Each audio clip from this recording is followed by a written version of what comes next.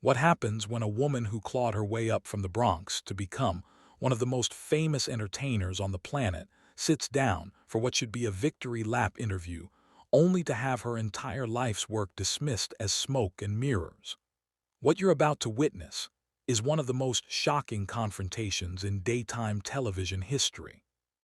The moment when Jennifer Lopez, a woman who has spent 3 decades perfecting her public image, finally let the mask slip and showed the world exactly what happens when you push her too far. The studio fell silent. The audience held their breath, and Joy Behar realized perhaps too late that she had picked a fight with the wrong woman. Before we dive into this explosive story, make sure to subscribe and drop a comment below because trust me, you're going to want to talk about this one. The studio lights were blinding as Jennifer took her seat at the famous table. She looked flawless as always. Her hair was perfect. Her makeup was perfect.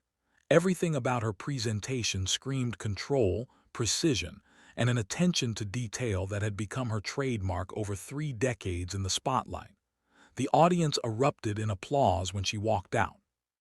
These were her fans, women who had grown up listening to her music, watching her movies, following her love life through tabloid headlines and Instagram posts. They cheered for the girl from the block who had made it all the way to the top. Whoopi Goldberg opened the segment with genuine warmth. Our next guest needs no introduction. She's a singer, an actress, a dancer, a producer, a businesswoman, and honestly, I'm probably forgetting about 5 other things. Please welcome the incredible Jennifer Lopez. Jennifer smiled that famous smile and waved to the audience. Thank you so much. It's so good to be here. I've always loved the show. The interview began smoothly enough. Sarah Haynes asked about the documentary and Jennifer lit up talking about the process of looking back at her life, the vulnerability of letting cameras capture both her triumphs and her struggles. She spoke eloquently about her children, about wanting them to understand where she came from and what she had sacrificed to build her career. You know, making this film was probably the hardest thing I've ever done, Jennifer said, her voice carrying that familiar mix of confidence and carefully calibrated emotion. It's one thing to perform on stage or act in a movie. It's another thing entirely to let people see the real you, the parts you've spent your whole life protecting. The audience was captivated. This was the Jennifer Lopez they had come to see. Glamorous but relatable, successful but still connected to her roots. The perfect celebrity package, polished to a high shine. Then Joy Behar leaned forward and the energy in the room shifted like a storm, rolling in over calm waters. So Jennifer, Joy began, her voice carrying that unmistakable edge that regular viewers knew meant trouble was coming. You talk a lot about being real and authentic in this documentary, but let's be honest here. Your entire career has been built on image management. How much of what we see is actually real and how much is just very expensive PR? The question landed like a bomb in the middle of the studio. The other hosts exchanged uncomfortable glances. The audience went quiet. Jennifer's smile remained in place, but those who knew her well could see the slight tightening around her eyes. I'm not sure I understand what you're asking, Joy, Jennifer replied, her voice still pleasant but now carrying a cautious undertone. Everything in this documentary is real. These are real moments from my life, real struggles, real triumphs. Joy wasn't backing down. If anything, she seemed energized by the tension she had created. But that's my point. You've been in this business for 30 years. You've had entire teams of people whose job is to make sure the public sees exactly what you want them to see. So when you release a documentary about being authentic, isn't that just another form of image control? The accusation was pointed and precise, designed to undermine the very foundation of what Jennifer was there to promote. Several audience members shifted uncomfortably in their seats. Sunani Halston looked like she wanted to change the subject immediately.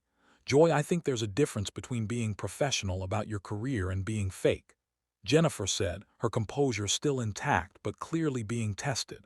Yes, I have a team. Yes, I'm careful about my public image. But that doesn't mean the person you see isn't real. It just means I've learned how to navigate an industry that will tear you apart if you're not careful. Navigate. Joy laughed, but there was no warmth in it. Is that what we're calling it now? Because from where I sit, it looks more like manipulation. You've built an empire on convincing people you're still Jenny from the block while living a lifestyle that most people can't even imagine.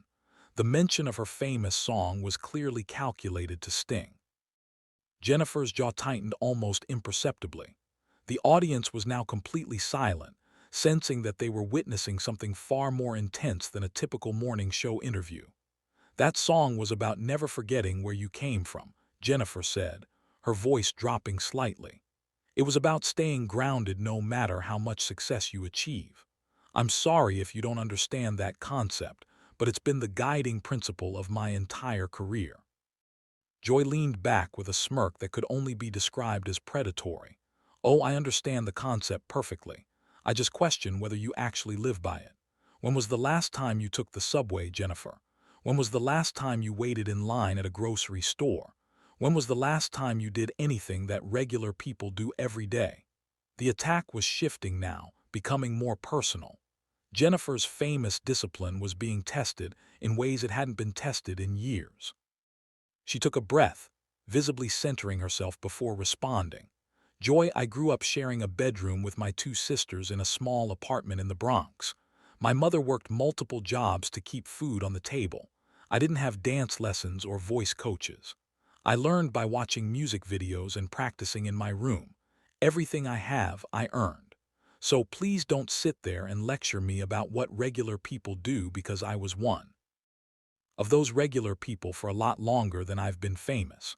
The response was powerful, delivered with the kind of controlled intensity that had made Jennifer Lopez a star in the first place. But Joy wasn't finished. She had come to this interview with an agenda and she wasn't leaving until she had accomplished it. That's a lovely origin story and I'm sure it plays well in documentaries. But let's talk about something more recent. Let's talk about your personal life. You've been married 4 times now. 4 times. Don't you think that says something about your judgment, or at least about your ability to maintain real relationships outside of the spotlight? Several audience members gasped. Alyssa Farah Griffin's eyes went wide. Even Whoopi, who had seen plenty of controversial moments on the show, looked genuinely shocked by the direction Joy was taking the interview. This wasn't just provocative. This was personal in a way that crossed clear boundaries. Jennifer's composure finally cracked just slightly. Her eyes, which had been carefully warm and inviting throughout the interview, now carried something much colder. When she spoke, her voice had dropped to a register that her fans had never heard before. My personal life is not up for your judgment, Joy. My marriages, my relationships, those involve real people with real feelings. I'm not going to sit here and let you reduce years of my life to some kind of punchline about my judgment. But Joy pressed forward, seemingly oblivious to the warning signs that everyone else in the studio could clearly see. I'm just pointing out patterns, Jennifer. You fall in love publicly. You get married publicly. You get divorced publicly. And then you do it all over again. At what point does it stop being romance and start being content? At what point is your love life just another product you're selling? The accusation was so cruel, so deliberately designed to wound that for a moment, Jennifer simply stared at Joy in disbelief. The woman who had performed for presidents, who had headlined the Super Bowl, who had built a billion-dollar brand from nothing, was momentarily speechless. When she finally spoke, her voice was quiet but carried a weight that seemed to fill the entire studio. You want to talk about my love life, Joy? Fine. Let's talk about it. Let's talk about what it's like to try to find real connection when every relationship you have is dissected by millions of people. Let's talk about what it's like to fall in love and know that if it doesn't work out, you'll be mocked and judged by people like you. She leaned forward, her eyes locked on Joy's face. Let's talk about what it's like to have your heart broken in public over and over again and still have the courage to try again because you believe in love. That's not content, Joy. That's being human. But I wouldn't expect you to understand that. The counterattack was devastating in its precision. Joy's smirk faltered for just a moment before she recovered with her trademark defensive aggression. I'm just asking the questions that everyone is thinking. Someone has to cut through the carefully managed image and get to the truth. The truth. Jennifer's laugh was sharp and bitter. You don't want the truth, Joy. You want controversy. You want clicks. You want a moment that will trend on social media for the next 24 hours. That's not journalism. That's vulturism. The word hung in the air like an indictment. Joy's face flushed red. But before she could respond, Jennifer continued, her voice gaining strength with each word. You know what the truth is? The truth is that I've been working since I was 18 years old. The truth is that I've been told no more times than you can count. I've been told I'm too old, too ethnic, too ambitious, too much, and every single time I've proven them wrong. That's the truth. But it doesn't fit your narrative, does it?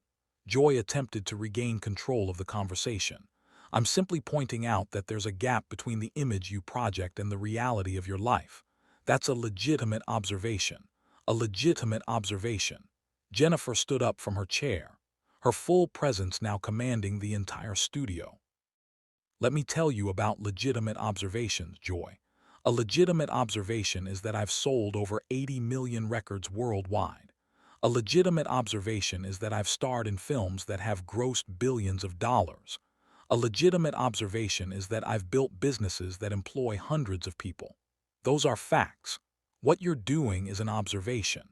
It's character assassination disguised as interview questions. The studio was electric with tension. The audience sat frozen, witnessing something that felt historic.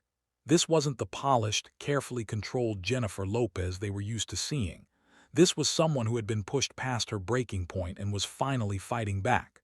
Joy tried one more time to salvage her position. I think you're being overly sensitive. These are fair questions about public figures and their authenticity. Fair questions. Jennifer's voice rose, filling the studio with a power that reminded everyone why she had become a star in the first place. Let me ask you some fair questions, Joy. What have you built? What have you created? What have you contributed to the world besides sitting at this table and tearing other people down? She paused, letting the questions land before continuing. I came to this country's biggest stage with nothing but a dream and a work ethic that would break most people.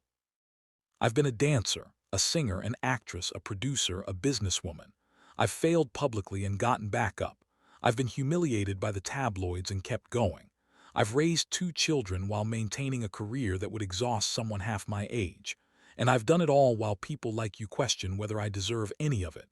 Joy opened her mouth to respond, but Jennifer held up her hand with an authority that silenced the entire room. No, you've had your turn. You've questioned my authenticity, my relationships, my entire life's work. Now you're going to listen. She turned to face Joy directly, her eyes blazing with an intensity that made several people in the front row lean back in their seats. You know what? I think this is really about Joy. I think this is about the fact that I refuse to apologize for my success. I think it bothers you that a Latina girl from the Bronx has achieved more than you ever will. I think you look at everything I've built and instead of being inspired, you feel threatened. So you try to tear it down because that's easier than examining why my success makes you so uncomfortable. The accusation hit its mark. Joy's face went through several shades of red as she struggled to formulate a response. The other hosts sat in stunned silence, clearly unsure whether to intervene or let this historic moment play out. That's ridiculous, Joy finally managed. I'm not threatened by you. I'm just asking hard questions. Hard questions. Jennifer laughed, but there was no humor in it. A hard question would be asking me about the challenges of being a woman of color in an industry that still doesn't know how to handle us. A hard question would be asking about the business decisions I've made that people said would fail. A hard question would be asking about what it takes to stay relevant for 3 decades in an industry that discards women the moment they turn 30. She shook her head slowly, her disappointment palpable. But you didn't ask any of those questions. You asked about my marriages. You questioned whether my love is real. You suggested that my entire career is built on manipulation rather than talent. Those aren't hard questions, Joy. Those are cheap shots from someone who doesn't have anything meaningful to contribute. Whoopi finally attempted to intervene. Maybe we should take a moment and redirect this conversation. But Jennifer wasn't finished. Decades of smiling through interviews, of deflecting criticism with grace, of being the bigger person while smaller people took shots at her. All of it was coming to the surface now. No, Whoopi. With all due respect, I think people need to hear this. She turned back to Joy. You sit at this table every day with a platform that reaches millions of people.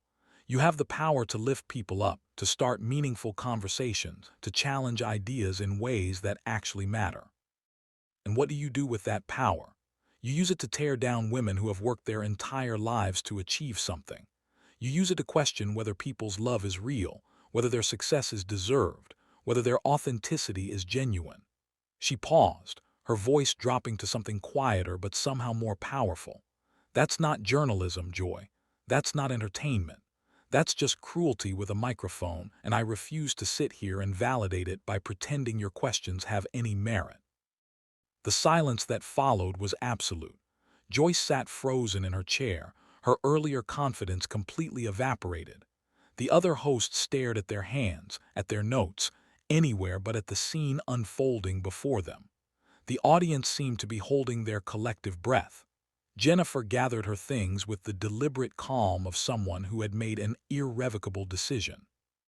Before she left, she turned to address the camera directly, speaking not to Joy, not to the hosts, but to the millions of people watching at home.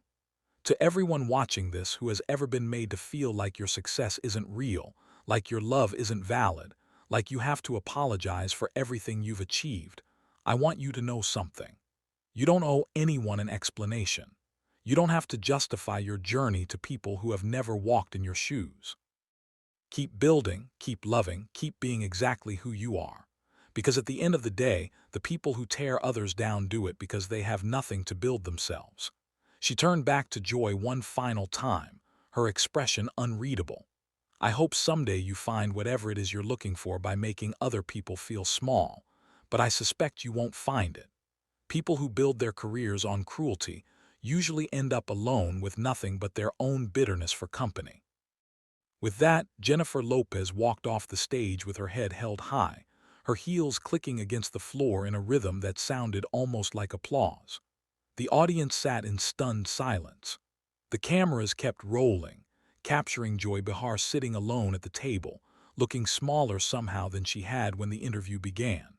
What had started as a promotional appearance for a documentary had become something else entirely. A moment of reckoning, a demonstration of what happens when a woman who has spent her entire life being underestimated finally decides to stop playing nice. And as the studio fell into uncomfortable silence, it was clear to everyone watching exactly who had won this confrontation. The girl from the Bronx had faced down another challenger, and once again, she had emerged victorious. What do you think about this incredible confrontation? Was Joy Behar out of line, or was she just doing her job? Drop your thoughts in the comments below, and make sure to subscribe for more stories that will absolutely leave you speechless.